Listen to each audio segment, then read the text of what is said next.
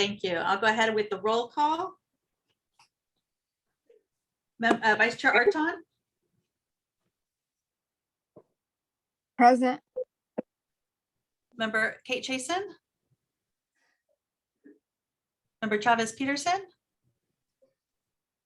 Member Kate Clark? Present. Member Cinnamon Clark? Member De Los Rios? Present. Member Elliott Santos? Present. Member Evans? Member Farouk? Member Fowler? Present. Member Gore through his proxy, Nadia Binderup. Present. Member Griffin Jones. Member Hassan. Present. Member Hodges. Present. Member Ismail. Present. Member Corey. Present. Member Murray Ramirez. Member Nash, Chair Nash. Present. Member Perez. Present. Member Ledesma Ramirez. Member Ryman. Member Roberts. Ma'am. Member Ruderman. Member Stefan. Present. Member Villafuerte. Present. I'm going to go ahead and share my screen. So, Member Chavez Pearson. Yay. Present. Just saw you double check that. Looks like we got everybody. I'm going to go ahead and share my screen. And while I do that, I wanted to start introducing, we have a new member. She was at the first meeting, was her special meeting, was the special meeting held last week for the strategic planning. She is the designee for the International Rescue Committee. And I wanted to give everybody a chance to introduce our newest member, Adim Ismail. Member Ismail, welcome aboard. She is the designee, as I said, for International Rescue Committee. And if you'd like to introduce yourself to the commission with your name and some information, up to about 3 minutes, and feel free to reference or include the information that's listed in the screen before you. Absolutely. Thank you so much. Good morning, everyone. It's such an honor. So my name is Adim Ismail. I'm the Employment Training Supervisor at the International Rescue Committee. In my current position, I oversee the vocational ESL plus programs and job training and application labs in both regions, East and Central San Diego. I came to the US back in 2009 as an SIV holder and Special Immigrant Visa holder, and have a Master's in International Relations and Studies, American Strategy, post-Cold War from Baghdad University. English is my fourth language, hence the accent. It's an absolute pleasure to represent the IRC and a great honor to be part of such noble mission serving in the Human Relations Commission. Let's work hard to ensure a safe and welcoming place for all San Diegans. Thank you. Thank you and welcome aboard, Member Ismail. It's a pleasure to have you here. And for the record, I believe Member Roberts or Member Evans has joined us. Member Evans, are you? Yes, ma'am. I'm here. I'm present. Thank you. Thank you so much. With that, Madam Chair, just to confirm, we do not have any additional public comment, and I'll ask our administrative assistant, Denise Alvarez Negrete, to confirm whether or not there's any public comment that has been submitted as of yet. Good morning, everyone. There is no public comment this morning. Thank you. Thank you. Our next agenda item, Madam Chair and members of the commission, is our Brown Act, and at the end, the rules of order. We do have Chief Deputy Rachel Witt, our Gray County Council support, to present on the Ralph M. Brown Act open meeting law. And at the very end, I'll go briefly over the rules of order with you all. Rachel, if you don't mind, just let me know when you need me to switch slides. Great. Thank you very much, Claudia. And good morning, everybody. I'm happy to be here. And I'm actually very excited about this presentation because we have a new law that was signed by the governor in the middle of September, AB 361, and it provides some additional rules related to teleconferencing, which will be the next item on the agenda. So I'm sure that there'll be a lot of interest in that particular area. So this presentation is going to cover the Ralph M. Brown Act. It's also referred to as the open meeting law, a sunshine rule. It's meant to, provide transparency to legislative bodies, bodies that provide advice and make decisions. The Brown Act is found in the government code, which is a state code, which I've listed there. And due to COVID, there have been some executive orders that have suspended some of the provisions, which I'll go over. And those in the slides have been italicized just so that when you get this presentation after this meeting, you'll be able to note which is the regular law under state law and kind of the temporary law, which currently is suspended through September 30th of this year. And then again, as I mentioned, AB 31 is a new law related to teleconferencing, and I'll be going over that a little bit too. So next slide, please. So the purpose and goal of the Brown Act is really to provide transparency in government, and it's to provide public access to meetings, the deliberations, allow the public to participate, and to make documents that are used by that governing body, making those accessible to the public. Next slide. And so how the Brown Act does this is it has a very broad definition of what a legislative body is, a very broad definition of what constitutes a meeting. It talks about logistical meeting requirements, notice requirements for the meetings, communication rules. It also addresses public records and also provides for sanctions or remedies if the rules aren't complied with. Next slide. So what is a legislative body? If you're a legislative body, then you are subject to the Brown Act. So this is an important definition to kind of cue in on. But the governing body of a local agency is a legislative body, and local agency is defined in state law as a city, a county, school district, special district, or any board, commission, or agency, which is part of those entities. But it's also legislative bodies are also local bodies that are created by state or federal statute. In addition, any commission, committee, board, or other body created by formal action of a legislative body also is a legislative body itself. So in this case, we have the County of San Diego, which is a local agency and a legislative body, and they created by resolution the Human Relations Commission. And so because the board took that action to create this commission does fit the definition of a legislative body. Next slide, please. So a legislative body can be permanent or temporary. It can have decision-making, or it can be simply advisory. It can be created formally by charter, ordinance, resolution, or any formal action of a legislative body. It also includes standing committees. So here with the HRC, you have several standing committees that you as a legislative body created, and those standing committees are also legislative bodies. One exception to the legislative body creating another a committee are these ad hoc committees you may have heard of. And these are advisory committees of less than a quorum of the membership with limited scope and duration. And so if you have or create a committee that fits within the definition of being less than a quorum and limited scope and duration, then you may not be a legislative body for purposes of the Brown Act. But you should still keep in mind this is only one body of law, and there are other bodies of law, including your governing resolution, which may impose tighter restrictions. And in this case, your governing resolution specifically says that any meeting, whether it be a subcommittee or not, has to be open to the public.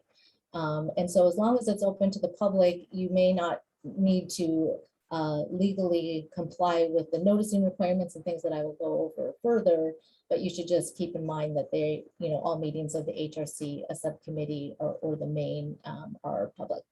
So next slide.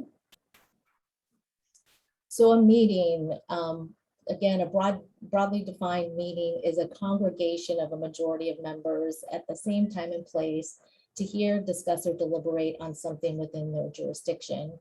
And so we have traditional meetings like the one we're in right now, where all the members were noticed. It was noticed on the website pursuant to the rules. And so this is kind of a traditional meeting.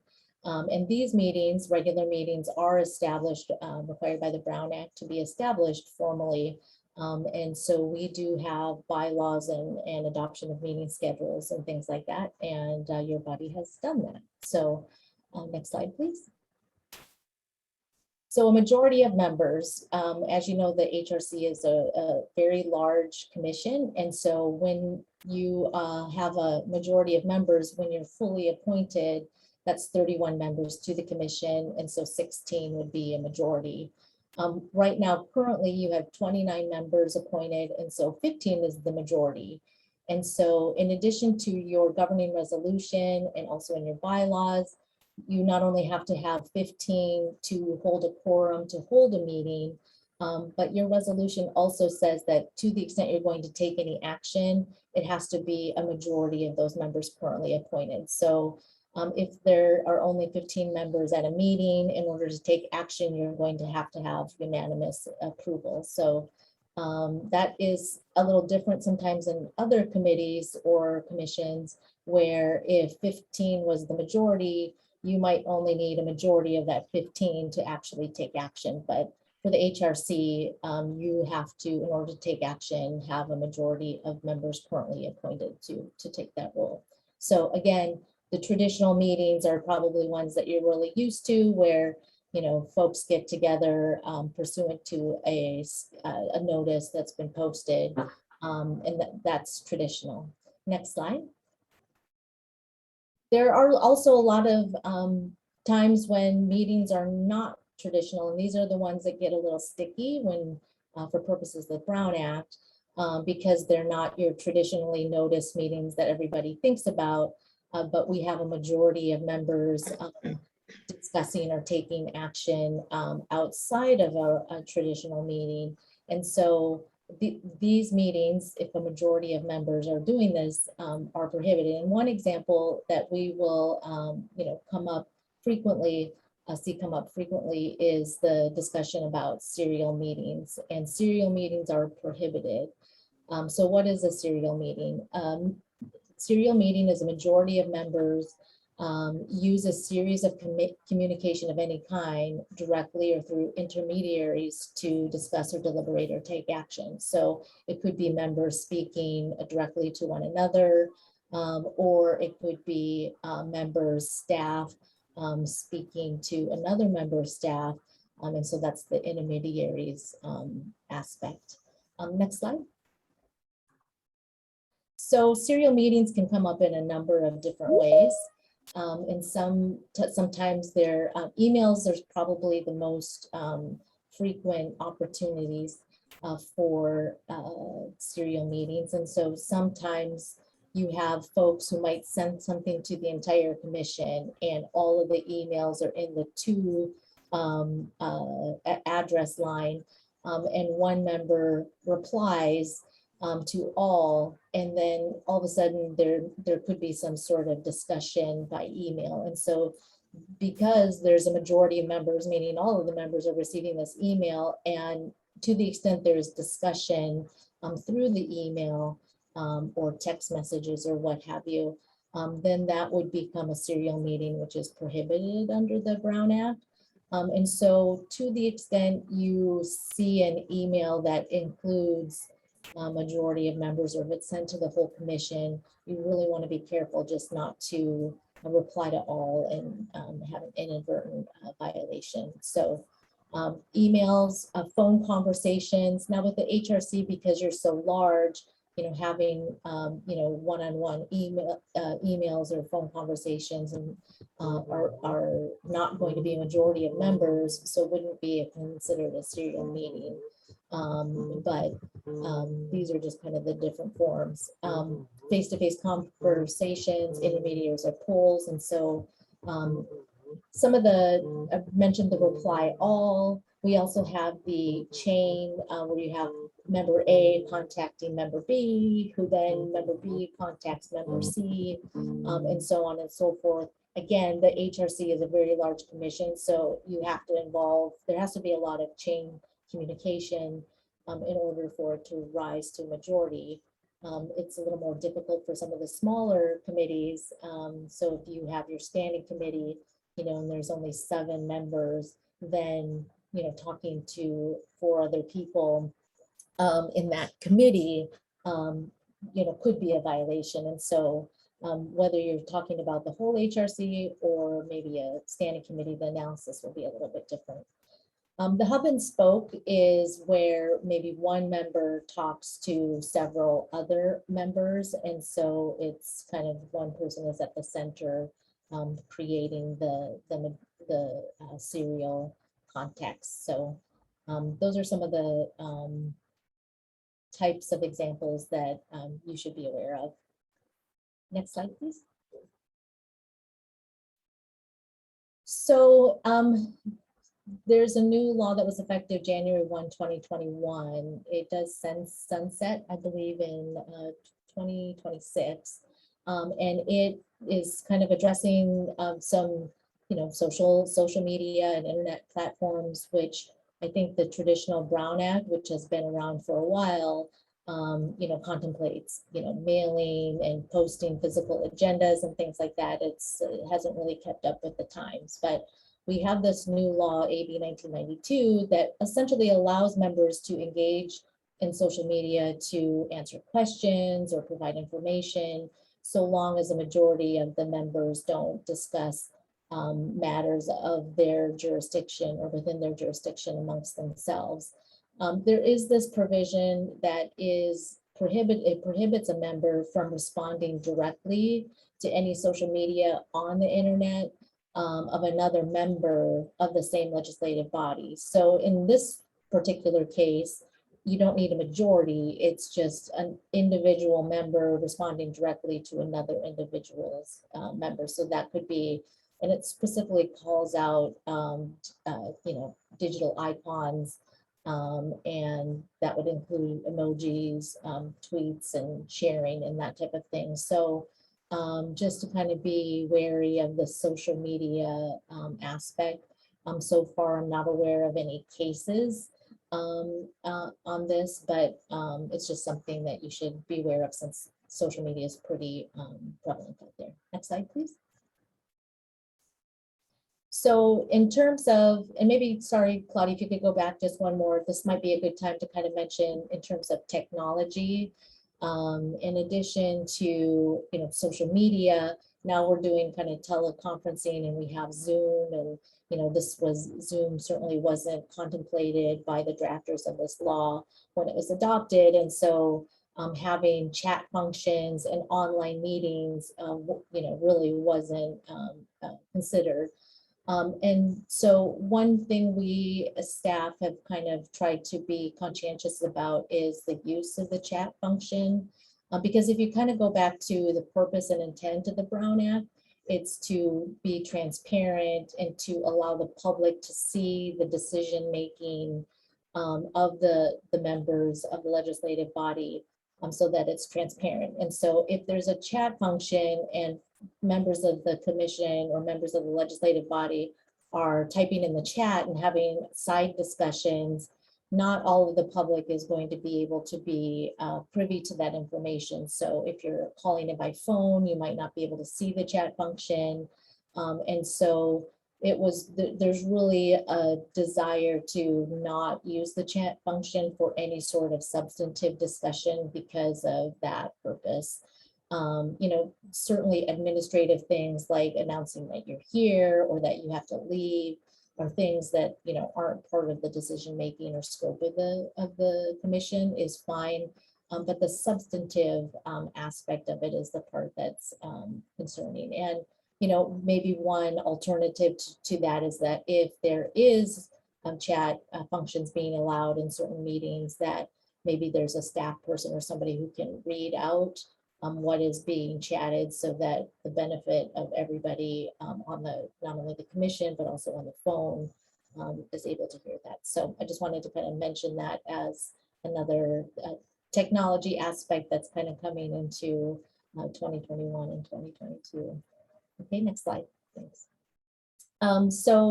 While there is a prohibition against serial meetings, it doesn't prohibit all communication. And so the statute specifically says that an employee or staff, it doesn't prevent them from going to each of the legislative members to be able to have discussions and provide information, so long as that person does not communicate the comments of or the position of other members.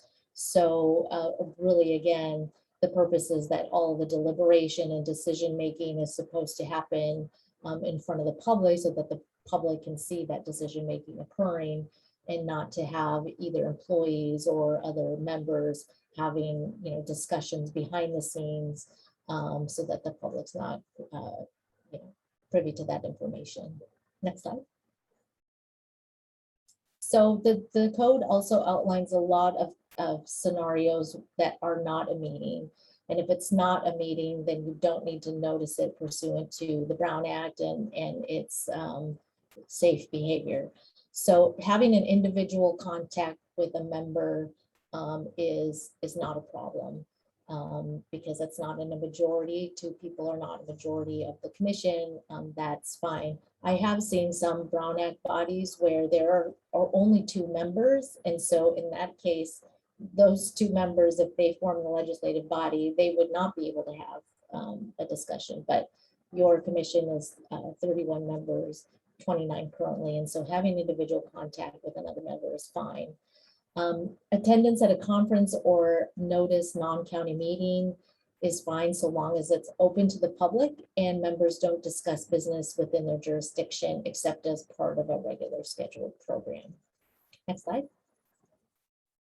So if the commission members want to attend a social or ceremonial occasion, you can do that. Again, it always will go back to no discussion of county business. So if you just don't want to use that conference or social event as a way to kind of discuss or build consensus outside of a noticed public meeting. So attendance as observers only at an open and notice meeting. That's kind of in the same vein. Next slide.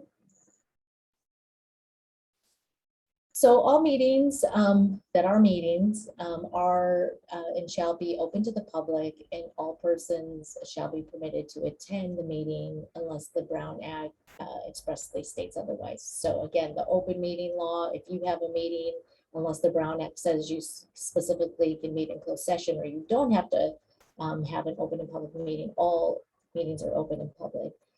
Secret ballots are prohibited. The public has a right to know how their members of the legislative bodies are voting. And you must publicly report any action taken in the vote or abstention on that action. So again, it's transparency, but so the public can see what's going on. Next slide. So teleconference meetings. So as I mentioned, the teleconference meeting, the general rule that I'm going to go over here, has been around for quite some time, and it really contemplated just really the use of telephone as a way of calling in. But teleconference meetings are meetings where members of the legislative body are in different locations connected by video, audio, or both. And so under the general rule, you have to do a roll call vote. You have to notice the agenda at each teleconference location. The agenda has to state where those teleconference locations are so that the public can speak at each one of those locations.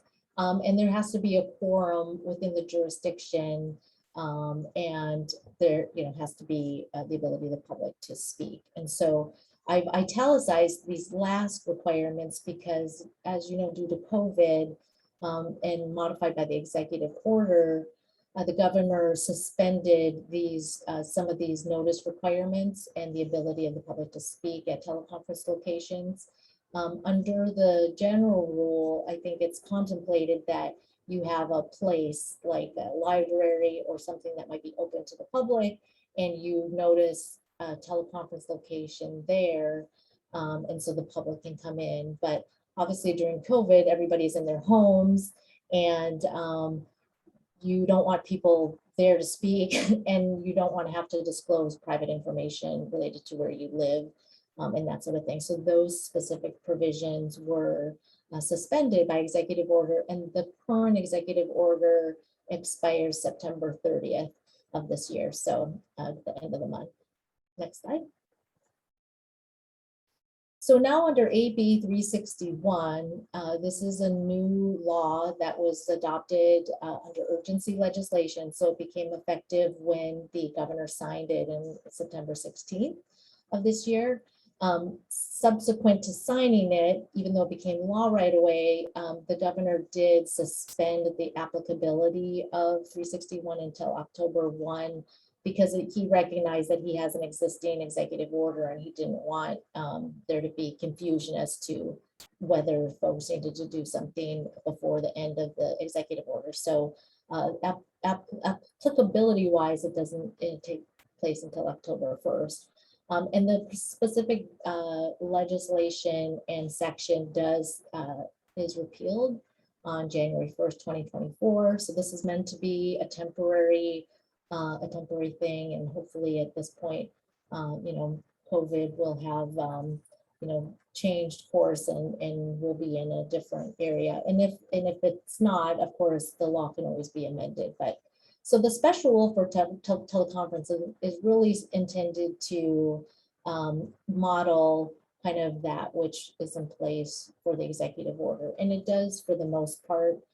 It allows, again, the commission legislative bodies to suspend those noticing of specific locations that I had italicized previously through if you are going to do the special rule. So when can you do the special rule? Legislative bodies can utilize a special rule if there's a proclaimed state of emergency and state or local officials have imposed or recommended measures to promote social distancing. So currently, we are in a proclaimed state of emergency, and state and local officials have recommended social distancing. There are lots of different resources, but to kind of make things cleaner, the public health officer, Dr. Wilma Wooten, she did sign a letter on the 23rd of September to kind of make clear that teleconferencing is a recommended measure to promote social distancing. And so that letter is on the county's website right now, and it can be utilized by any legislative body who wants to make findings related to this particular item. So that's probably where most people are going to, or most legislative bodies are going to fall.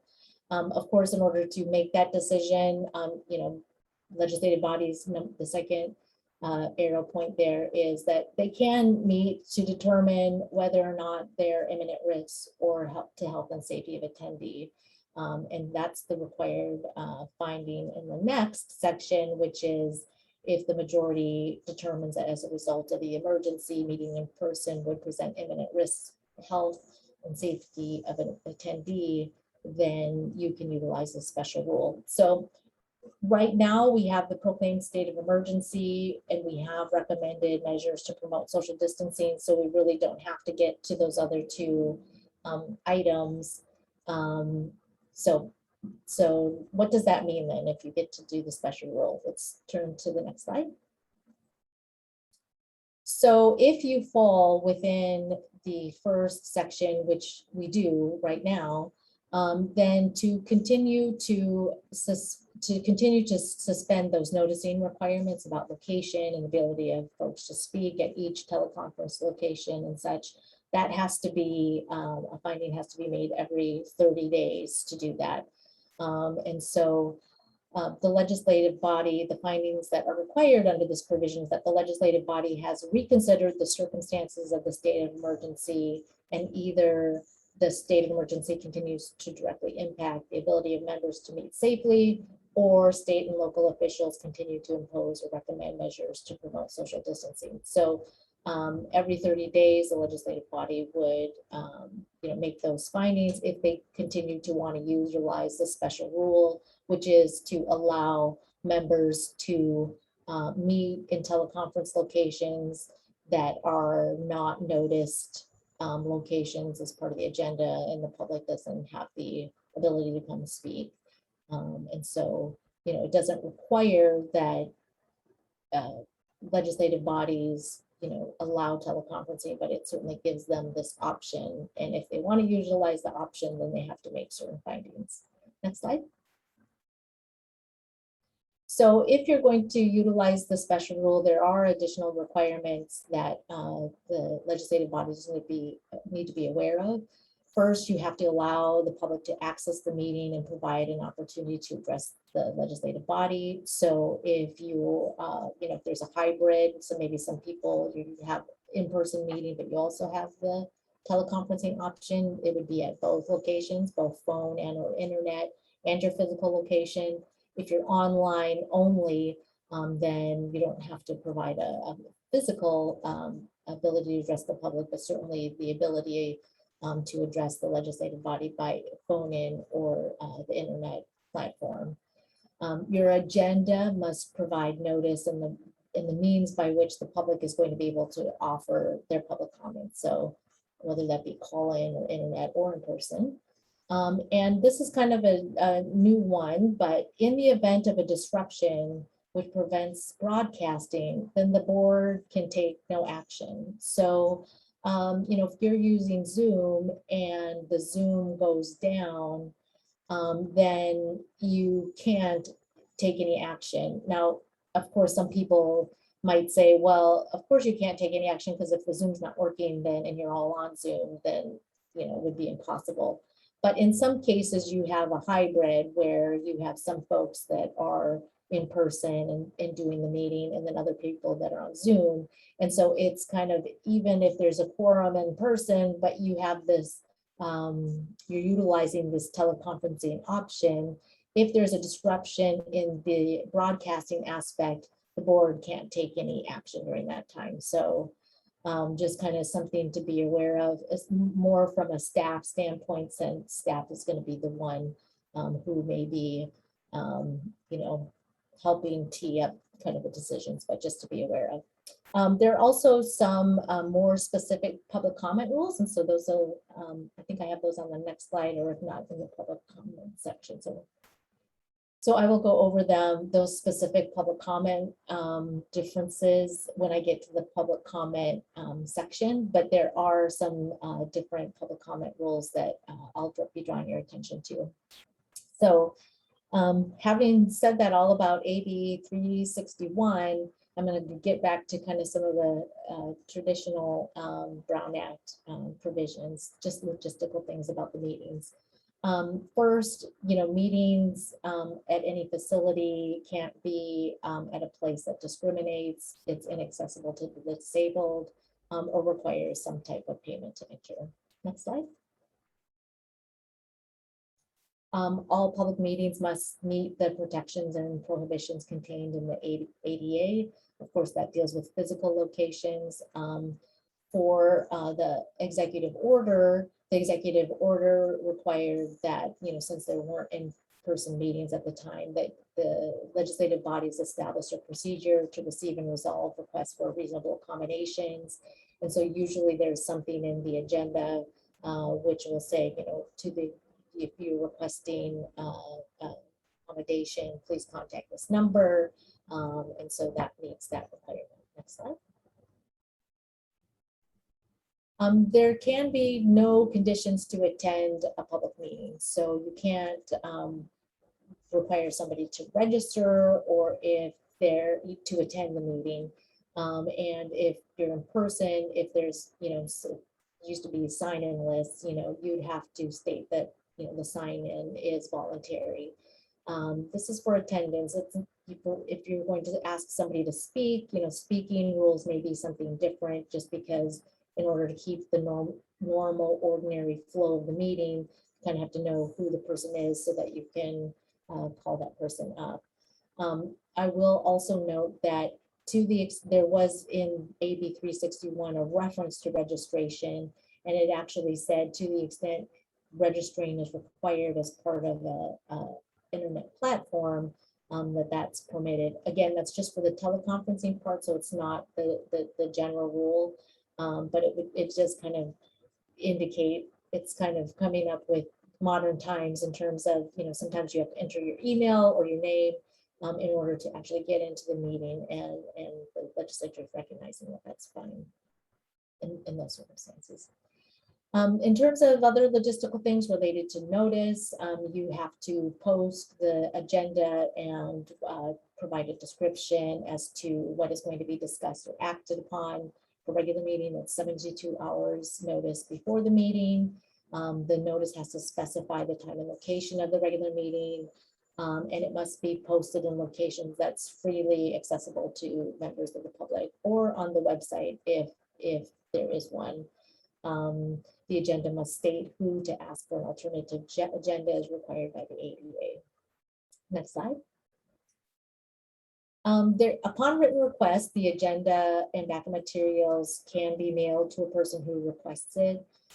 Again, these are paper days, and so now most things are posted online, so I don't think we're seeing as many of these types of requests. But if you are requesting to have all HRC agendas mailed to you, that could exist for a 1-year time period, and a fee could be charged for the cost to provide that service.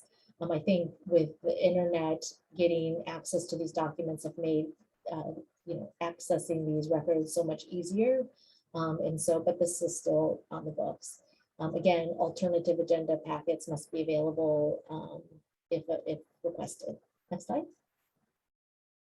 So that was special regular meetings, 72 hours notice. Special meetings can be called by the presiding officer or a majority of members. So I did talk about a majority of members not being able to discuss matters within the jurisdiction of the legislative body. This is the one exception. If the discussion is to determine whether you can meet or whether we can meet, or the day that you're going to meet, a majority of members can discuss for that specific purpose without calling a meeting to do that. So with the special meeting notice, it has to be at least 24 hours notice received by the members and an immediate requesting it. It's posted in a location fully accessible to the public, and again in the website if there is one. And just like the traditional notice for a regular meeting, you identify the time, place, and the business that will be conducted. Next slide.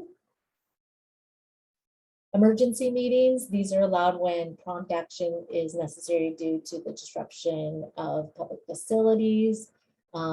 This is an occasion when it's even less than 24 hours notice, or even in a dire emergency with 1 hour, even 1 hour notice for some mass destruction or threatened terrorist act. Fortunately, we haven't had to use those, but those are, just want to make you aware that those are there as well. Next slide. Okay, public comments. So there's what I mentioned before, public comment, the ability to come down and speak to the legislative body, to speak to those who are making decisions, to provide input in the transparency. There's the general rule as modified by the executive order, and that is that the public has an opportunity to come down on general items, non-agenda public comment, or to speak on specific agenda items. The legislative body may impose reasonable time limits, and the code specifically states that public criticism must be allowed. So you can't silence somebody because you don't like what they're hearing. Under the executive order, because people can't come down, weren't able to come down to a meeting and Zoom, while people were kind of aware of it right at the beginning, not everybody has access to Zoom, and so sometimes it's really just a telephone. And so as long as the public was allowed to observe the meeting or listen to the meeting and comment either telephonically or otherwise electronically, so maybe submitting comments by the internet or e-comment or something, that was sufficient under the executive rule. Next slide. So if your if your body decides that it wants to utilize the special teleconferencing rule under AB 361, there are some additional requirements to be aware of related to public comment. First, that there again has to be the ability to address the legislative body directly. So unlike the executive order, which just allowed people to submit, some people just were able to submit comments, e-comments. They weren't actually able to maybe speak at the board. In this case, now you're required to allow a person to be able to speak directly to the legislative body. You cannot require submitting comments in advance, but you may, of course, allow that, but you can't say e-comments submitted by 10 o'clock today are the only ones that we're going to allow. Is no longer prohibited. You have, if you're going to utilize this AB 361 special rule, you have to allow real-time comments, meaning there's an ability of somebody to call in, if it's a hybrid meeting, meet in person or through the internet platform. So if there's a specific agenda item, you have to give folks a reasonable time to request to speak on that item, and general public comment cannot close until public comment has elapsed. So for instance, if some, I think, jurisdictions would say you need to submit your request to speak before the start of the meeting if you want to speak, and that would, allow people to know exactly who was speaking and how much time the meeting was going to take.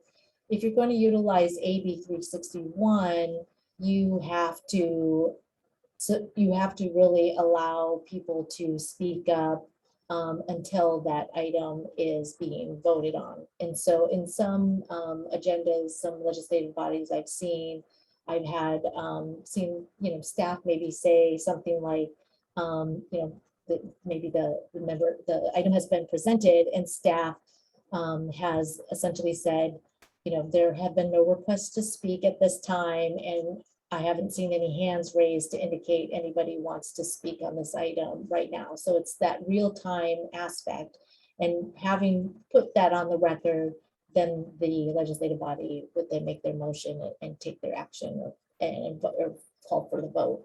And so these are maybe a little bit more specific requirements that maybe a lot of legislative bodies already do, but now it's been codified as something that you have to consider when you're going to be holding your meetings under AB 361.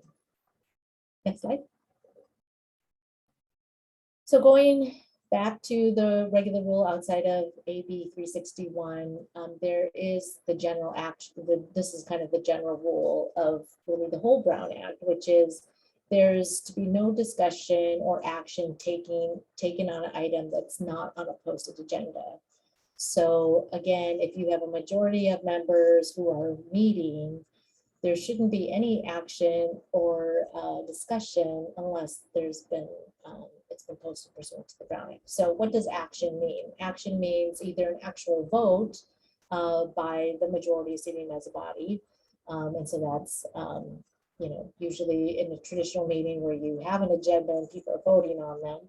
But it's also a collective decision of the majority that could occur in a meeting or outside of a meeting, and also a collective commitment or promise of a majority. And so really the discussion aspect is really going to the action, which is, are the discussions really where the board members are collectively trying to decide or collectively trying to commit or promise or come to some sort of consensus, either so that a vote could occur or just that they're kind of deciding. And so this is the general rule. the safe thing to do is that, you try to avoid discussing matters that may be action items being taken by your commission by a majority. And since you can't always control what other folks are talking about and causing that either chain communication or the hub and spoke communication, you just want to be conscientious of it so that the public can't accuse you of not transpiring your discussions in open session pursuant to a public notice that the Brown Act requires. So next slide. So exceptions to the no discussion rule. There's always the general rule and the exceptions. Of course, you can respond briefly to a question raised at a public comment. So somebody comes down and speaks or raises a concern. You can briefly respond to or ask a question arising from that. You can make a brief announcement on the members' activities. Subject to internal rules, you can ask staff to report back or to direct staff to place a matter on a future agenda. And you can, of course, take a matter that was continued from a prior agenda and not even notice it on your new agenda, so long as that meeting was held not more than 5 days earlier. I think the better practice is that if it's continued to the next meeting, you actually take that agenda item and just place it back on the new agenda. And then there's the emergency exception where, again, if there is an emergency, like I talked about before, you have to make a specific finding related to the emergency, but then you would be able to also take an action that's not on the agenda.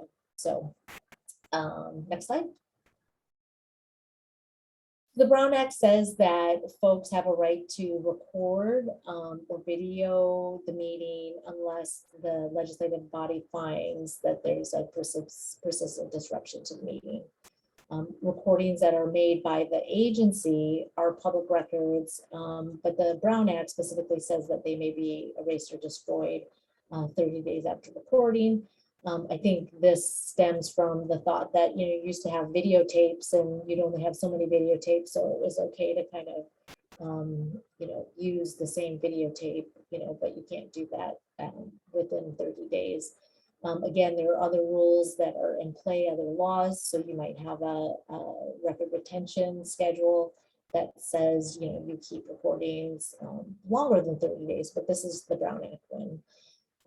The Brown Act also says that broadcasting cannot be restricted unless there's a finding that it results in persistent disruption. So if you're in a physical meeting and somebody, channel, 5 is there in the chambers and they're setting up their video equipment, they have a right to do that under the Brown Act, and you can't really remove it unless they're, there's a finding that they're really disrupting the ability to conduct the meeting. So next slide. So while the Brown Act outlines what the minimum requirements are for legislative bodies, of course, and this is expressly in the government code, it says that legislative bodies can impose greater access on the rules that they have. And so I know in our case, the HRC does have greater access because we say, even though there might be an ad hoc committee that's not subject to the Brown Act, we're still going to allow public access to those meetings. And again, that's greater access. So these are just minimum requirements. Next slide. Documents. I mentioned at the beginning of the presentation that the Brown Act does talk about documents, and these are documents that are given to members of the legislative body for making their decisions. So if there are writings, those writings have to be available to the public, and they have to be available in alternate formats. I've mentioned that a couple times. They have to be, if they're prepared by the agency, they have to be available at the meetings. Again, we're not in physical meetings right now, but we have prepared the documents, and those will be posted online as soon as possible. And they, for documents that maybe are distributed during a meeting and are prepared by other people, those can be available after the meeting. Since in the past, people might have brought in some documents and they might have been distributed to the board, but then the public didn't have access to those. But then after the meeting, copies would be made and they would be available or they would be posted online. So these documents that I'm talking about are distributed so long as there's not an exemption that prohibits disclosure or that would be allowable not to be disclosed under the Public Records Act. So some of the exemptions are attorney-client communication and that type of thing. Those are, even if they're distributed to the board prior to the meeting, maybe some advice, those would not have to be distributed to the public. Next slide. So the Brown Act does allow for clearing of the meeting room if there's a willful interruption, orderly conduct of the meeting is unfeasible. You first try to remove disruptive individuals if you can, and if you can't, then you would remove everybody except for the media, and so long as they're not involved in the disturbance. Next slide. The Brown Act says that meetings may be adjourned. It's very informal. You adjourn either to a time and place specified in the order, which, sometimes people just say, our next scheduled meeting is October X, or it's not required, but you can certainly, that's a way that you can adjourn the meeting. If there's less than a quorum, that you can adjourn. Staff may adjourn if there's no members. The adjournment order, if you're going to continue the matter within the next 24 hours, then that has to be on the door online so that if people come and to the meeting, they can see that it's been, to where and when it's been continued for. Hearings are continued in that same way. So next slide. So this whole time I've been talking about open meetings and the ability of the public to see their legislative bodies make decision-making and transparency. There are specific reasons by which a legislative body may need to go into a closed session, and a closed session is not open to the public. The Brown Act says that the reasons for going into closed session will be narrowly construed, meaning they will be very tightly monitored.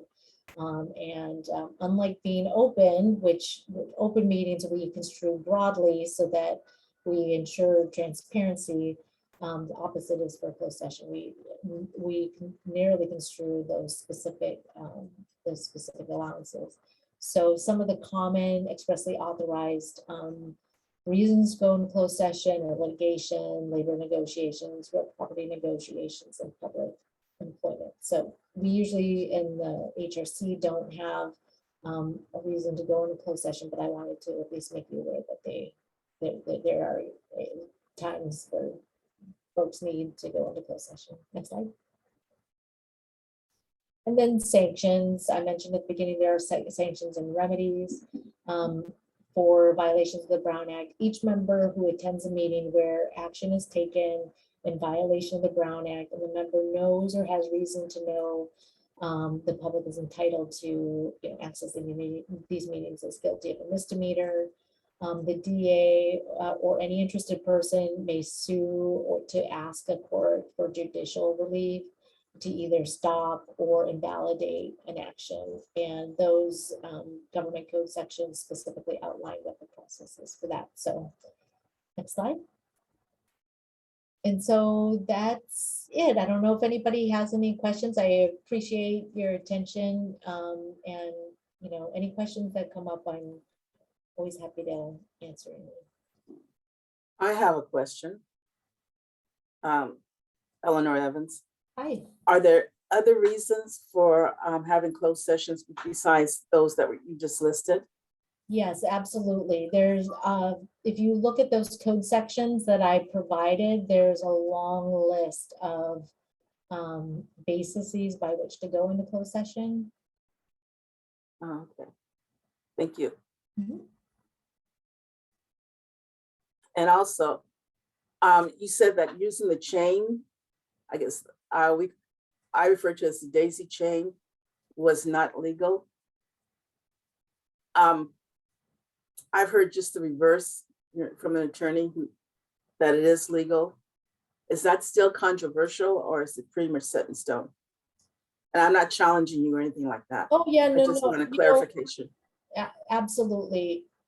Everything that I've talked about really comes down to a facts and circumstances analysis. And so if, for example, the Human Relations Commission, there are 4 people who talk in a chain, that's not a violation because it's not a majority of members, because only 4 people were part of the chain.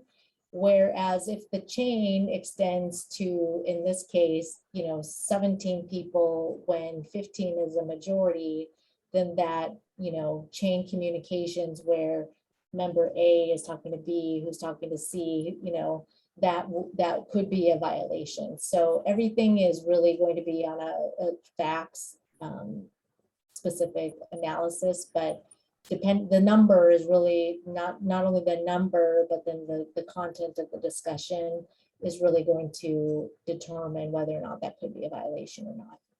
Okay, and one last question is kind of social media.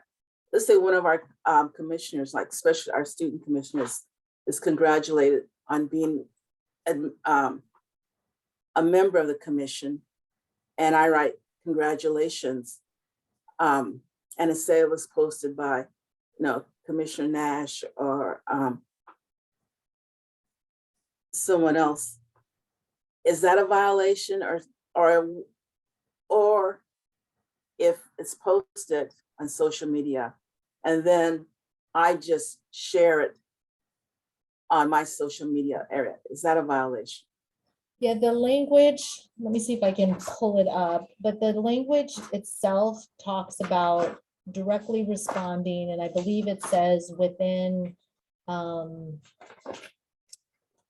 just look quick.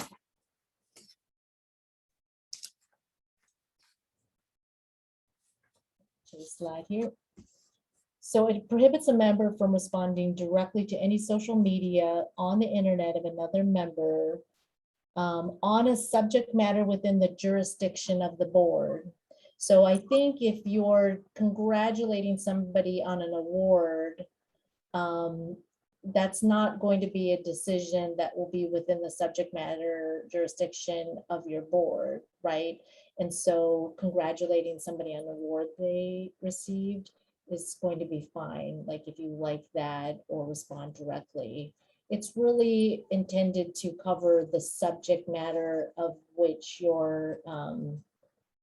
that your board might decide. So if on the other hand, you're talking about specifically about, what we're going to have in our strategic plan, and you post something about that, about what you would like to see, you yourself can certainly post that yourself, but then if people start liking it and the members of the commission are liking it, then that is directly responding via social media in a subject matter jurisdiction that you will be deciding. And so in my mind, that would be prohibited. But a commissioner can also write their own social comment regarding, say, as part of the strategic plan. Is that correct? Yes. So if Okay. you have information you want to share related to your own opinions about something, you can certainly do that. But it's just then a matter of other members of the commission shouldn't be responding directly to that which you're posting that's within the subject matter of your commission. Okay. Thank you. Sure. Member Roberts with her hand up. Well, first of all, I just want to, to make sure I don't violate social media and just immediately congratulate everybody for being on this committee. So, okay, that one's easy.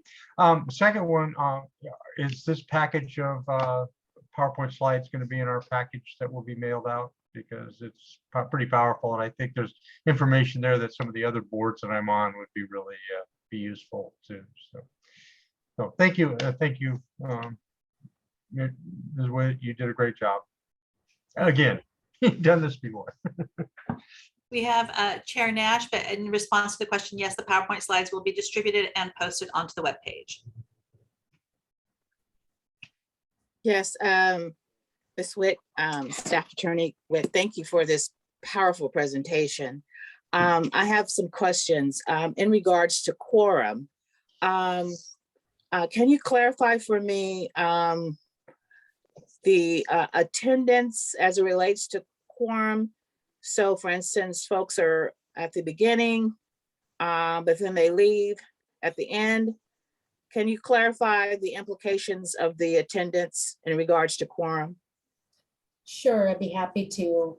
So you can maybe see staff working at the beginning of a meeting and sometime during a meeting, although maybe we're working behind the scenes, but we're kind of constantly monitoring folks when they come and they leave, because we want to ensure that we have a quorum available. And to the extent you did not have a quorum and there was an item that was being discussed that needed a decision, staff would be interjecting and say, you know, just so you know, Commission, we do not have a quorum anymore, so we are not going to be discussing any further. We'll continue this matter to the next commission meeting as, you know, the chair sees fit, or something like that, something in that nature. But you're right that, you know, sometimes it's easier at the beginning of the meeting when we're waiting for at least a quorum, but as the meeting goes on and sometimes people have to drop off, you know, but we are constantly monitoring that to ensure compliance with that provision. Thank you. Thank you for the clarification. Because I thought if people left at the end, then the quorum wasn't an issue, but it is an issue. I also wanted to share some concerns about quorum, particularly as it relates to our subcommittees. We've had to end meetings because we didn't have a quorum at our subcommittee meetings. I don't think in our main meetings we've had to end the meeting, maybe once. But I just wanted to stress the importance of our attendance at these meetings because there is a quorum issue. Also, I wanted to talk a little bit more, just for clarification, on the use of the chat. I know we discontinued the use of the chat because of some of the awful language that was being directed at us. In fact, I also wanted to respond to public criticism too, but just this question in regards to the use of chat, the chat option, it is no longer available to the commissioners. Is that the case at this time? So based, Chair Nash, so based after that, what we would describe as a Zoom bombing, where the meeting became, we had people coming on and interrupting the meeting and not discussing or addressing any matters on any agenda items, but rather just spewing or shouting out via chat various messages and Q&A. We disabled the chat to prevent that type of overtake of a meeting. It still allows through our various channels to allow public comment. It allows it through internet access, through the raise hand feature if you call in. In addition, so there was that was the catalyst to prevent that from occurring again. But separately, as staff has put reminders in on the chat when there was chat in there, there was at times individuals who were, it was being used for potentially beyond the administrative function. So sometimes members of the public would want to use it as a means of communication.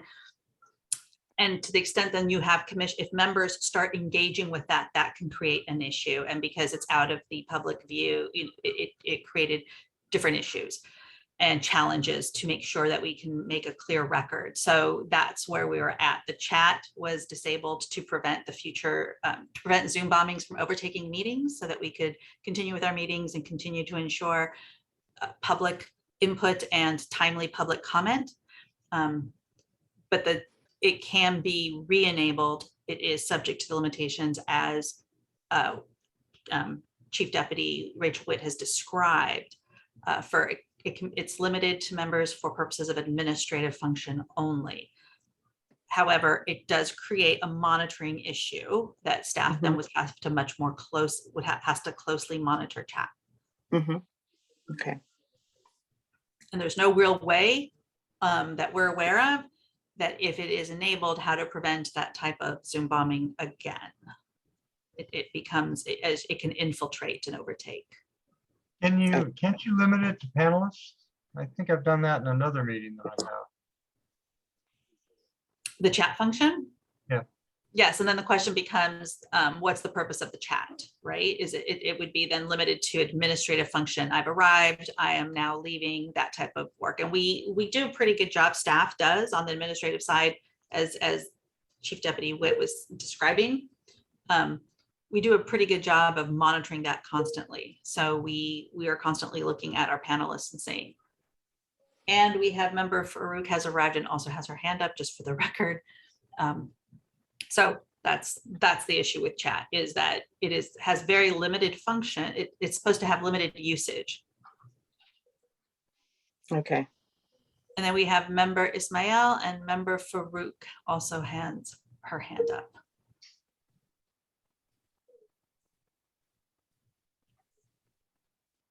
Member Ismail?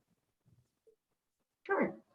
Thank you so much for the clarification. I have a quick question about what's the course of action when we have a member, someone from the public who needs interpretation services to ask a question, or do they have to indicate that need ahead of time? Thank you.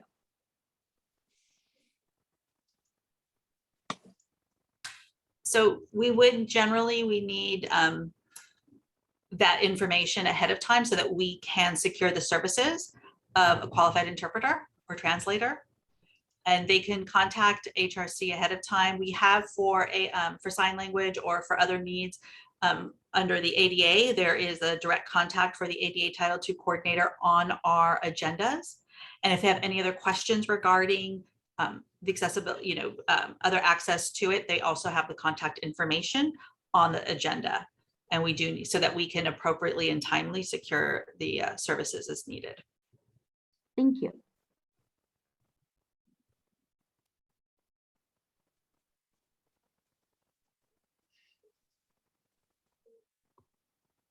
I believe member Farouk had her hand up, but that may have been to let us know she had arrived.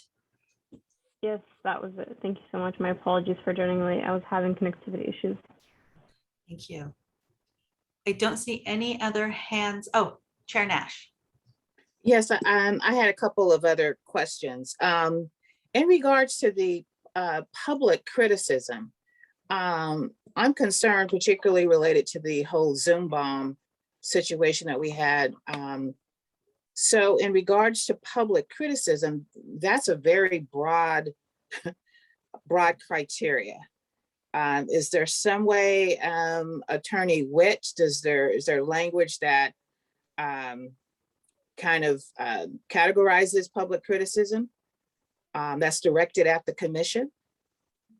So That is proper, or do we just have to accept anything anybody says? I think the threshold question I think to focus on is whether the behavior is disruptive to the meeting so that the commission is not able to transact the business that it's been called to meet for. So to me, it's focusing more on the action and less on the content, because usually when you get to content, that becomes a little bit more sticky because we want to keep people's freedom of speech and be able to express themselves, right? But not focus on the content, so you focus on the behavior. And so if the behavior is putting a lot of stuff regardless of what it is so that the commission cannot do its business, then trying to remove the willful disruptive participant, I think, is the better approach to do rather than focus on the content. But certainly if there is abusive behavior and it doesn't even fall within what a reasonable person might think or objective person might think of as criticism as opposed to abuse. I think they're, certainly something that we would monitor closely and take swift action on. Okay, thank you. And to follow up on that, as you recall, the particular incident where there was a lot of activity where it was not in regards to any agenda items, and it wasn't in regards to members, name calling, for example, is a common type of critique for members of a board or commission or committee. That type of critique has the First Amendment implications. This particular situation was a lot of words being used, and it was presented. I mean, that was there, and it was seen, and but the critique part, yes, as members of a commission, you are subject to criticism and critique, right? And that has to be allowed. And and sometimes people's words that they choose to do that could be considered distasteful by others. So, but that's not a basis in which to prevent it or preclude it.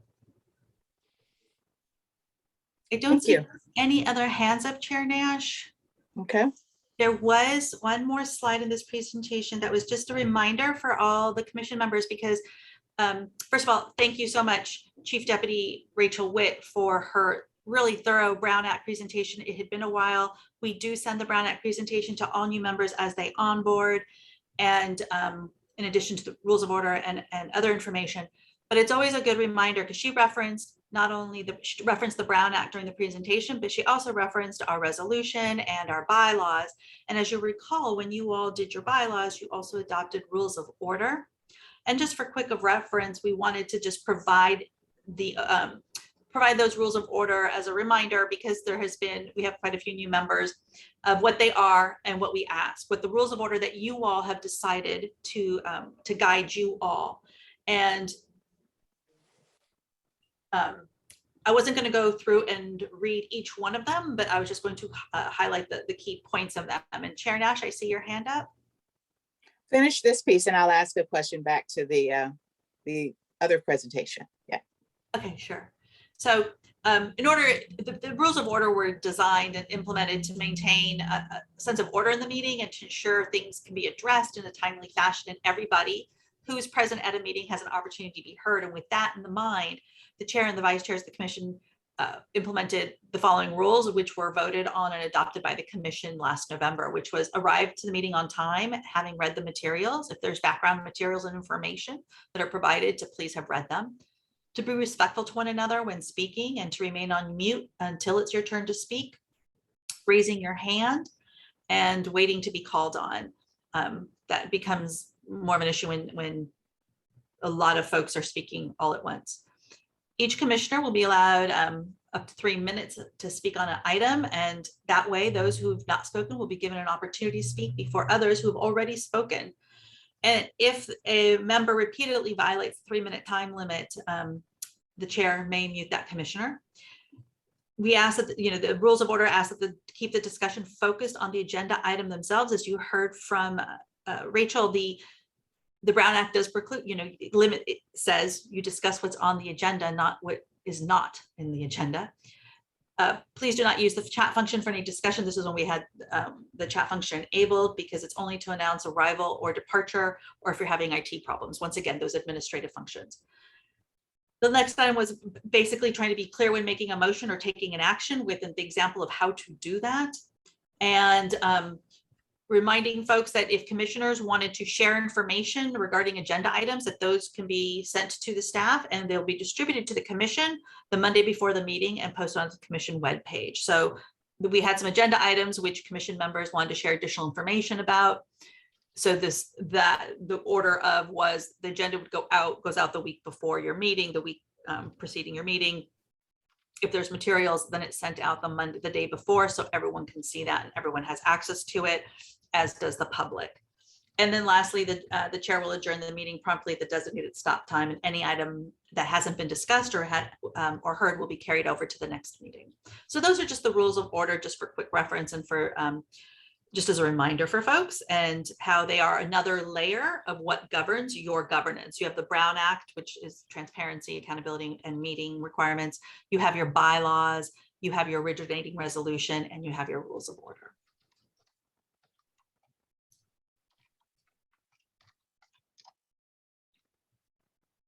I had one other question regarding quorum. You said that if we don't reach quorum, then we end the meeting. However, if the agenda items are non-voting items, can we continue the meeting?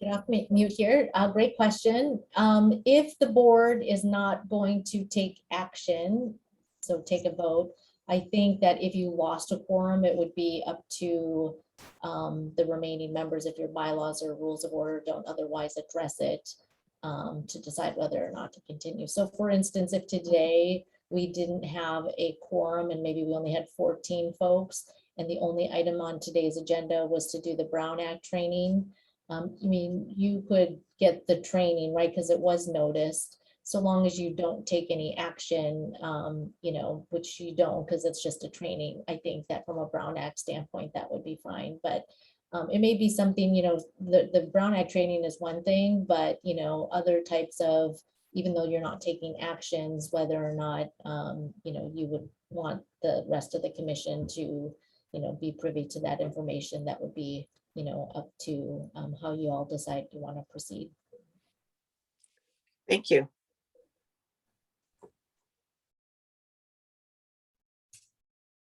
Madam Chair, I don't see any other hands up. If you'd like, we can move to our next item, which dovetails the prior discussion of AB 361. So as you'll recall, when we last met as a commission, and I will go ahead and go off of the sharing of the screen so everyone can see each other a little easier. I believe it was in August, we discussed, or in July, the sunsetting of the executive order that was going to occur on September 30th, by September 30th. And at that time, we indicated that as starting in October, we would have in-person meetings because the ability to meet virtually under the circumstances we've been meeting would no longer be in place. Given AB 361, you do have the ability to continue meeting virtually now. And it would be staff's recommendation that currently, given where we are at this point, that we continue virtual. And if you all want to have a in-person until the end of the calendar year, so October, November, December, if you all do want to do something alternative, we can do that. We did reserve space at the COC to have an in-person meeting. And then that would require everybody, we would be socially distancing, putting folks as far apart as possible within the confines of that room. And the members of the public could also attend. But that would then, we would need folks there. So we wanted to give you that option is right now, while we had planned for in-person post September 30th, given that the executive order was sunsetting, now that AB 361 does once again revive our ability to meet virtually, you all have the ability now to continue to meet virtually, understanding the requirements as Rachel had laid them out. Our recommendation would be that you continue to meet virtually till end of calendar year. You all do your new agenda before the end of the calendar year. And at that time, you can discuss whether or not you want to do a mix of virtuals and then mix up every so many months, maybe meet in person or have one or two meetings. You all have that option. You have some various options. But in regards to next month, we would recommend that remain virtual for ease and for safety, and to be able to maintain the social distancing with greater ease. Is that also a motion? Only you all can make the motions, but we're just providing staff recommendation and opening this up, obviously, for your discussion. Madam Chair, I do see Member Corey's hand up. Okay. I would like to move with the motion to follow the advice given by Claudia that we will stay virtual until the end of the year, and then we'll discuss it in the last meeting of the year. I'll second. Commissioner Roberts. Any discussion? I'd rather get together, but it makes sense to stay virtual. I see Commissioner- Member Okay. Evans' hand up. Yes, I was gonna make the motion, but I'm very much in agreement that we do stay virtual at this point. And of course, I have to admit my reason is not just safety, but also something more selfish in that with the construction of the freeway, it is parimutuel bedding in Del Mar and all the beaches being open right now. It is a nightmare on the freeway, you know, in terms of being able to travel. I know Gina can do it, but little Eleanor Evans cannot. Okay. Oh, and Madam Chair, I see it looks like Edvinia Ramirez, our member, has joined us and has her hand raised. Okay. We're moving her over to attendee, and if she, Member Ramirez? Hi, everyone. I just wanted to just let you all know that I was here. Thank you. Oh. Well, any other discussion? I agree. I would love to just see all of you in person. I don't think I've met all of you in person yet. So I am looking forward to that day when we can all come together and an in-person meeting. But for now, for safety reasons, and for Eleanor Evans' selfish reasons, no, I really think it's important that we do remain virtually and take care of each other. But as someone was saying earlier, in spite of our virtual meetings, we've accomplished a lot, even virtually. I cannot imagine what's going to happen when we are all together in person. I cannot imagine the accomplishments that we'll have there too. But I agree. We should. Do you want to can we take the vote? Is this a voting matter? Okay. Yeah, there's been a motion and a second, so I can take the vote. I'll call the roll call for the vote. Vice Chair Arton? Aye. Oh, I'm sorry, I didn't have my other. And then Member Chavez Peterson, Aye. Member Kate Clark, Aye. Member De Los Rios, Aye. Member Elliot Santos, Aye. Member Evans, Aye. Member Farouk, Aye. Member Fowler,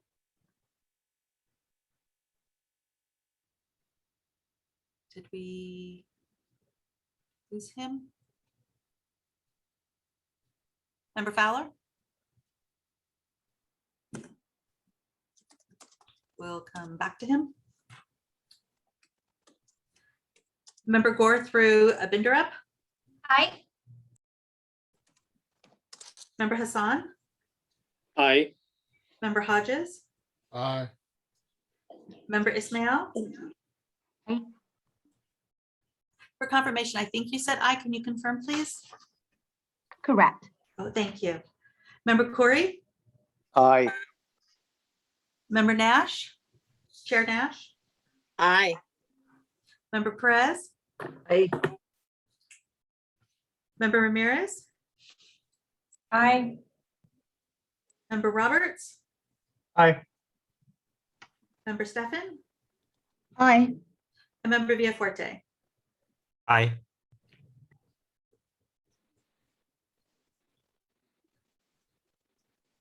That member passes unanimously with 18 voting yes.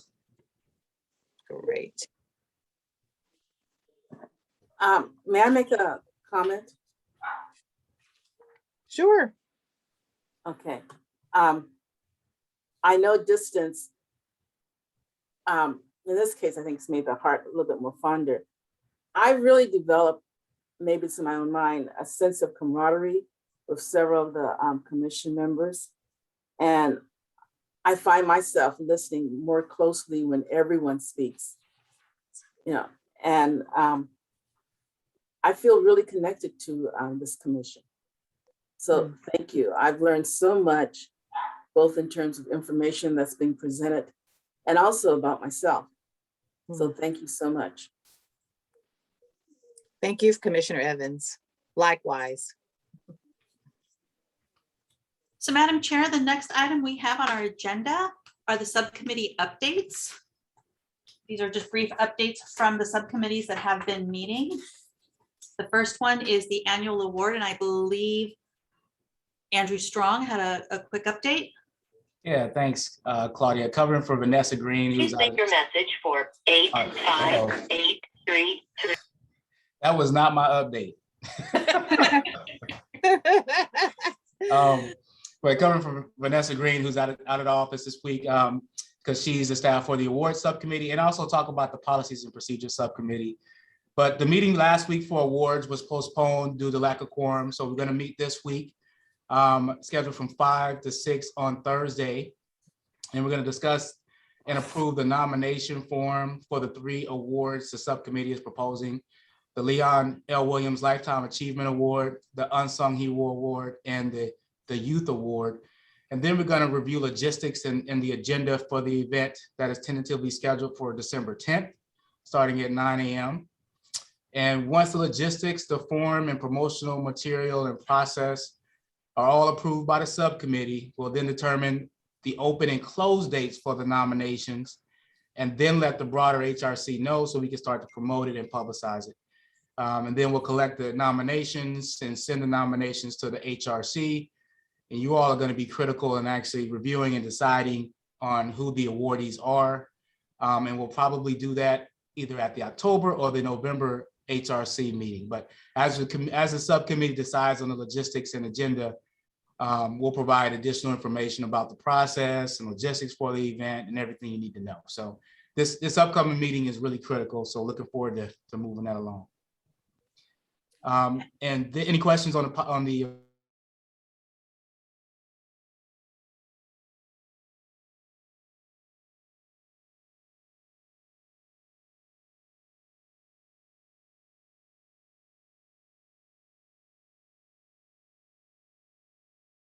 emails a day, and many of these emails end up in spam.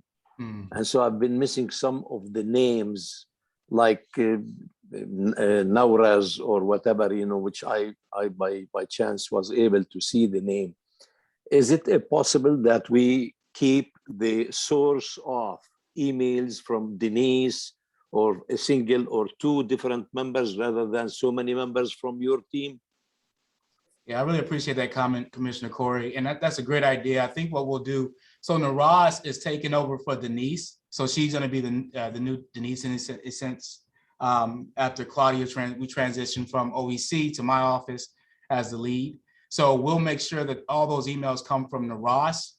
What we were doing initially was having the subcommittee leads contact you all so you can start get familiar with those folks. But you're right, it's different, at least 3 or 4 different names that would be sending email in that instance. So we can definitely have it come from Naraz, being the new admin lead for our office. That would definitely be easier. Okay. Okay.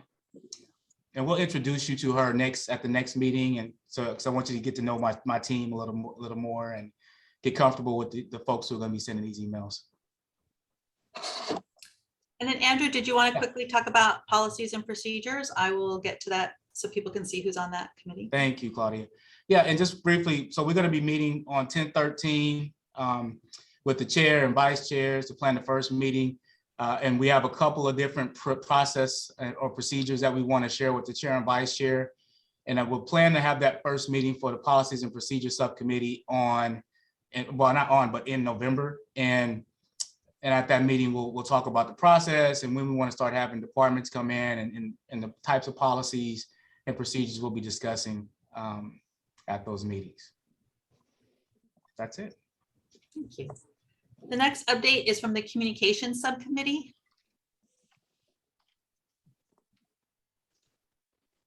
And member Anaya is not present, so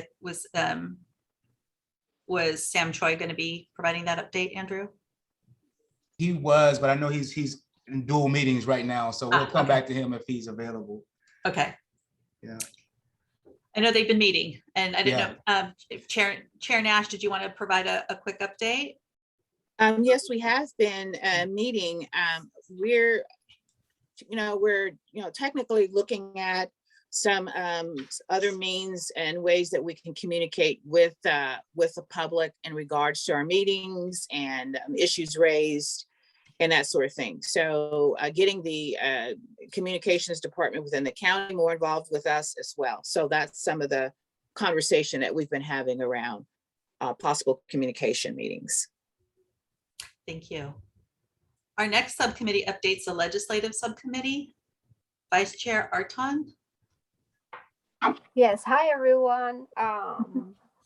So the legislative subcommittee met on August 16th and September 16th.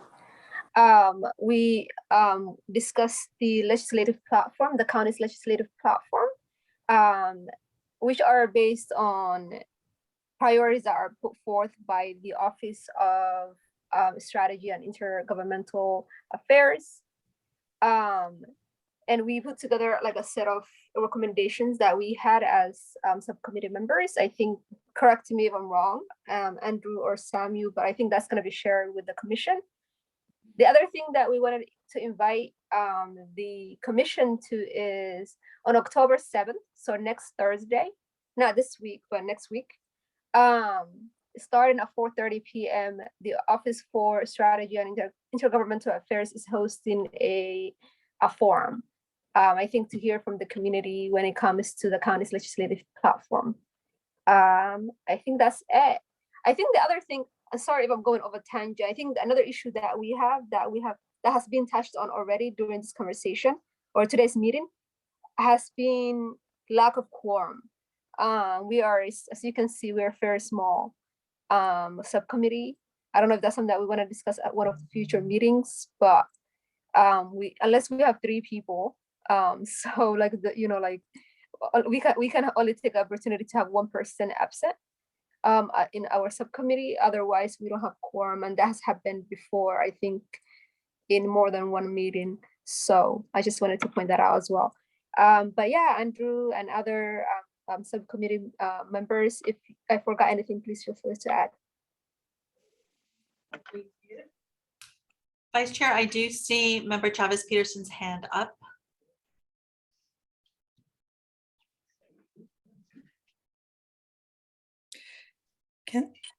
Hello, I just had a question for the committee about, can you send information about that legislative briefing that the county department is convening, please? Maybe via email? Yeah, we'll make sure to share that, Commissioner Chavez Peterson. We'll give you all the logistics and information that you need to attend. I don't see any other hands raised in regards to legislative subcommittee. We just talked about policies and procedures. And then we have the public safety subcommittee, and that is chaired by Member De Los Rios. Member De Los Rios, did you want to give that update? Yes, good afternoon, everyone. We had 2 meetings so far, September 2nd and September 13th. On September 16th, we had Dr. Bergman from Behavioral Health give an excellent presentation on how do we build a regional distribution of continuum of care. So on September 13th, we followed up with a discussion. The group was asked, had many questions that we are going to invite Dr. Bergman back again to do a follow-up. First of all, we would like some data before we meet with him from the San Diego Police Department and the Sheriff's Department, data such as what are the neighborhoods that are affected negatively by policing. I am sure there is more. I mean, there is enough of the areas that we want to know. We want to make sure that we provide equitable access to all policing resources. For example, how quick does a police officer show up in La Jolla versus Southeast or City Heights, right? So in order to do that, we need some analysis, some data. So we've already requested that from the Sheriff's Department, and they're gonna provide that. We're also just analyzing the mobile crisis response team, and just to make sure that we have equitable access to the mental health challenges and resources. And so we'd like to invite everyone for our next meeting, which is October 11th from 1 to 2. Dr. Bergman will do a follow-up presentation, and we will have some questions prepared for him so that we can move forward with our Public Safety Committee. Thank you. Any questions?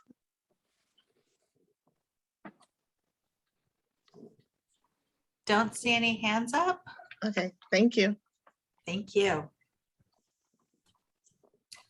And then we have our youth subcommittee. Is Janie Regier from staff here, Andrew? Good morning, I'm here. I'm one of those new faces from the Office of Equity and Racial Justice team that will be helping to support the Public Safety Subcommittee and the Youth Subcommittee. On the Youth Subcommittee, I am very excited to announce that they will be convening their first meeting in October. So the date that was selected is October 18th, that's a Monday, and it will be from 4 p.m. to 5 p.m. So on my to-do list and planning from now until then is to finalize the agenda, and I hope to have that hopefully out before the end of this week. I know there's a lot of interest to really ensure that the youth voice can come through that subcommittee and then have that really be a platform for youth throughout the county. So I want to finalize the agenda as soon as possible and really be able to advertise that this meeting is coming up, and then have youth be able to participate in that and kind of share their priorities for the region. I also was asked to ensure that all of the seats that are designated for youth members on the commission at large have been filled, and if not, to make sure that we get those seats filled as soon as possible, hopefully before the next meeting. And I think that's about it for now. Thank you so much, Janie. And then the last one is our ad hoc strategic planning committee subcommittee. And this one has been, oh, I'm sorry, Member Corey, you had your hand raised. Yes, Claudia, I have sent 2 proposed groups that are youth groups to be also included from the community on the youth subcommittee. Have there been a decision, review? Did anybody touch base with them? Are they rejected or what? When the youth subcommittee was formed by the commission, you all appointed, the members were established at that point. The subcommittee, when they convene, can talk about additional stakeholders at that point after they convene. So can you share with them these additional stakeholders that I proposed? Yes, of course. Yeah, that's excellent. Thank you. Member Ramirez? Yeah, so I haven't joined a committee yet. I wanted to get well situated and well acquainted with the group before I kind of made my choice to support. And I'm wondering if we could get a list of all the subcommittees and sort of their tasks. I would love to be more involved in anything that's related to community engagement or bringing in community voices. So it'd be helpful to have a little bit of a description in terms of what each committee has taken on. And then if we want to join any subcommittee, are we kind of at will able to join all the committees that we want? So it can be done one of 2 ways. The chair can appoint members to the subcommittee, or when the subcommittee is formed or thereafter, a member can ask to be placed onto that subcommittee. The only time a vote is required if the number of members exceeds 7. Otherwise, it could be done by volunteering. So once you have one, if there's a committee you want to go on to that isn't at the 7 number, you can volunteer for that. And you can do that by either reaching out to, you can reach out to staff to let them know you're interested and get that to the chair, or it can come up during the meeting, especially like during the updates and such. And then in regards to your question about the descriptions, we can work on that. I'll talk to Andrew. We have our own internal list, but getting something like that, I'll double check what we have on our webpage to update that. Member Perez has her hand up. Yeah, that was a good suggestion on the subcommittees, the list of members, and then a brief description. That I was going to suggest the same. So that, thank you for bringing that up. And the only thing I was going to then say is that I had asked to volunteer for the legislative committee. So if Chair Arton, if you can take another member, if you can put me down for that, that'd be great. Thank you.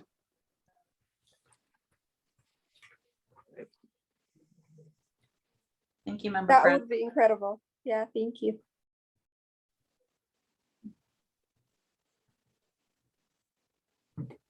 We'll get you added to that list. I see Member Roberts' hand up. I'd also like to get on the legislative too, but not at this moment, probably in November or so, because I'm kind of crazy until then. Well, I'm kind of crazy most of the time. So you might want to make your request at a future date when your schedule is more open. Well, or just start it on the 1st of November. I don't care, whatever works for you guys. If there's a meeting between now and the 1st of November, I won't be able to make it. This is Commissioner Khoury. If we add you right now on the team of now we have become 5, you immediately may affect in your absence the quorum. My suggestion is during our next meeting, you can suggest to join. Oh, what do you think? Yeah, be happy to. Just keep me in mind. Don't let me go away. Thank you. So we'll make a note, Member Roberts, that you're requesting to, you'll be renewing your request to join the legislative subcommittee probably at the next meeting when your schedule opens up. Perfect. And is it possible to just be an observer on the list for like the youth group? Because I just want to see what they're doing. I don't really want to affect their quorum, but I really would like to see their discussions and follow what they're up to.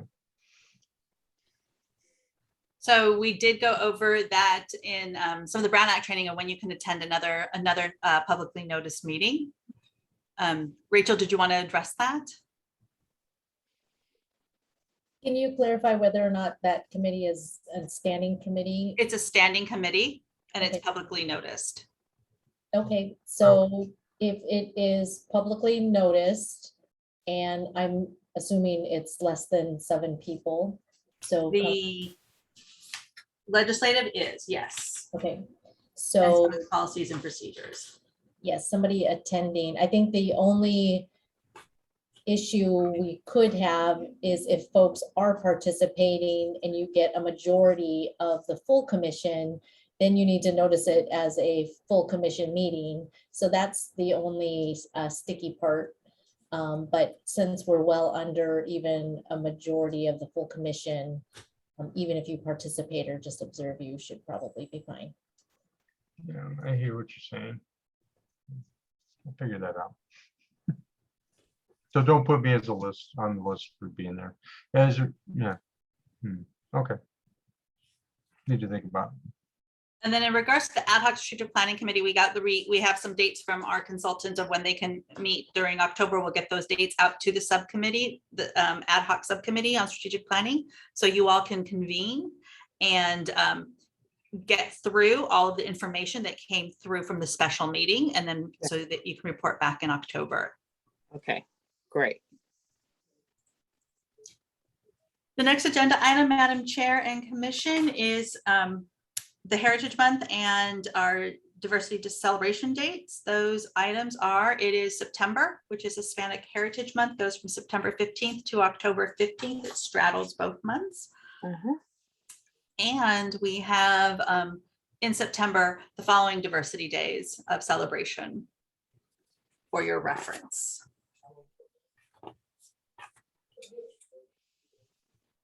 Great. Any hands up, Madam Chair? If you'd like me to move on to the next item. I wanted to. There we go. I'm sorry, I should have raised my hand. I'm raising it now. So I wanted to acknowledge that if I recalled our earlier conversation where was it the House of Mexico in Balboa Park and the House of the Palestine are now open for visitors? Those Yes, ma'am. just opened in the, yes, those Wow. just opened at the houses in Balboa. At Balboa Park. Mhm. Okay. All right. Okay. There's also we could be mindful of, I don't remember saying Filipino History Month starts in October. In fact, the new House of Philippines is opening October 1st at Balboa Park at 3:30. So we have a lot going on in Balboa Park for that a long time waiting. Has now come to reality. So I applaud all you that have worked hard to get those houses open to acknowledge each other. Thank you. And Chair Nash, I did see Member Chavez Peterson's hand up, but I don't see it up now. I didn't know if she wanted to speak. Yeah, if I could. Sure. Yeah, just I had a question or just an idea in terms of, I mean, I appreciate the reminder of all of the different months or days that we're celebrating. And I guess I'm wondering if I think, does the county have a plan, and it probably would be in their communications department, to kind of use these different kind of heritage months or, just different days as a way to lift up kind of narratives and highlight community leaders from those different communities, right? I think that there's a real opportunity. I know that Vice Chair Nora Vargas did a Hispanic Heritage Month lighting of the building, which was nice.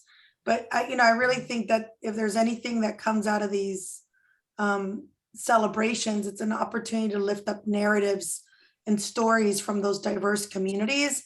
And I think that the county could use its different platforms, right? Its social media platforms, so that then the county is seeing, the residents of the county are seeing our county government doing more than a mention, but really lifting up. And it could be even staff from the county that come from those different cultures or traditions. And then of course, community leaders that come from those different communities. I think it's just an opportunity to lift up those diverse narratives. And just to chime in on that, Commissioner Chavez Peterson, my office is working on some communications plans around something similar to that. But I love the idea of specifically lifting up the narratives of those leaders from those communities. So absolutely going to be weaving that into our office's plan but to go through the county communications. So it's a countywide effort. But thank you for that. And I see Member Gore's hand through his proxy member, Nadi Bindra. Good afternoon, everybody. I just wanted to add that for our Sheriff's Department, we certainly try to highlight, especially right now during Hispanic Heritage Month, our employees. We do feature this on our social media page on Twitter and Instagram. So I invite you all, if you'd like to go and hear some of the stories from the faces of our department, but we definitely like to shine a light on their experience and their journey of what brought them to this profession and how that tied in.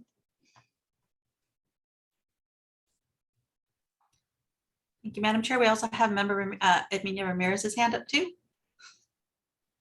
Just wanted to, I really like the ideas proposed, and I actually saw it recently through Assemblymember Horvath's office. They did a highlight of community leaders in her district. And so, something similar like that, but that's already being done. So I think it's really exciting and using it. I especially love, and putting this plug, since it was shared by Mr. Strong, the community members and community leaders. I think that'll be a really neat, especially coming from the county.